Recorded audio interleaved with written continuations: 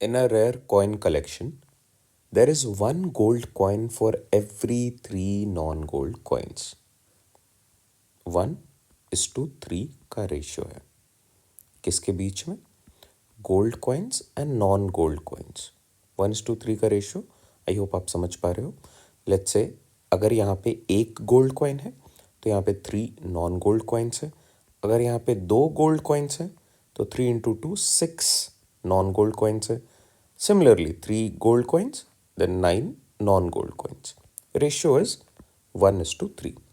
So gold to non-gold coins is 1/3.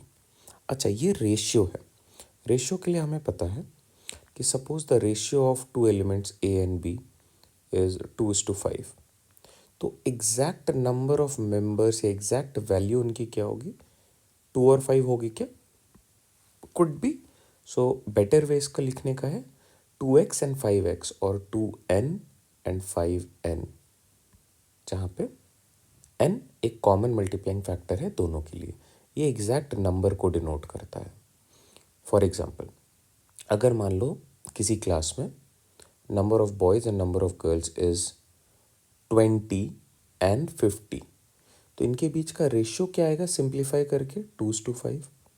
But क्या ratio से आप ये आइडेंटिफाई कर पा रहे हो what is the exact number? No.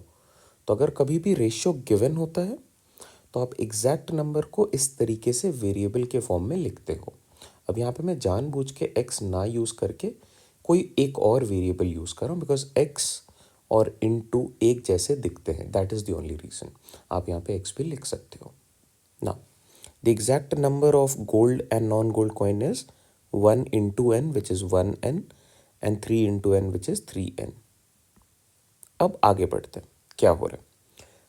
10 more gold coins are added to the collection and the ratio of gold coins to non-gold coins would be 1/2, 1:2.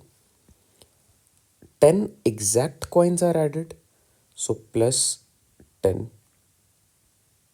अब इसका रेशियो क्या बन रहा है? The new ratio is 1/2. ये एक नया रेशियो है तो इसका एक नया कॉमन मल्टीप्लाइंग फैक्टर होगा. यहाँ पे मैं m यूज़ कर रहा हूँ. ओके. अब अगर मैं इसको सिंप्लीफाई करूं क्रॉस मल्टीप्लाई करके, तो क्या मैं यहाँ पे m और m को सिंप्लीफाई कर सकता हूँ और एलिमिनेट कर सकता हूँ? यस. क्या मैं यहाँ पे n और n को सिंप्लीफाई कर सकता हूँ? नो. क्योंकि यहाँ पे प्लस है तो मैं इन दोनों को सिंप्लीफाई नहीं कर सकता हूँ. अगर यहाँ पे माइनस होता तो भी नहीं कर पाता. अगर यहाँ पे इनटू होता तो मैं इन दोनों को सिंप्लीफाई कर सकता था. तो the best that I can do is simplify these two. तो यहाँ पे 1/2 बचेगा और इस तरफ I have to write the same which is 1n/3n plus 10. This is equal to 1/2. अब आप क्रॉस मल्टीप्लाई करो. 2 into n which is 2n plus 2 into 10 20. 3n into 1 is 3n. Cross multiply करा, इसको इसके साथ मल्टीप्लाई करा, इसको इस तरफ से मल्टीप्लाई करा. ना अगर मैं 2n को राइट हैंड साइड भेज दूँ तो I get 20 is equal to 3n minus 2n which is n. n की वैल्यू कितनी आ रही है? 20. अब देखो, जो आपका कॉमन मल्टीप्लाइंग फैक्टर था रेशियो का, उसकी एग्जैक्ट वैल्यू आ चुकी है विच इज़ 20. आपसे क्या पूछा है उसको ज़रा सॉल्व करने पे काम करते हैं. The total number of coins in the collection now becomes.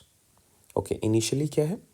1n gold coins हैं plus 3n non gold coins हैं और आपने 10 गोल्ड कॉइन्स अलग से ऐड करे हैं.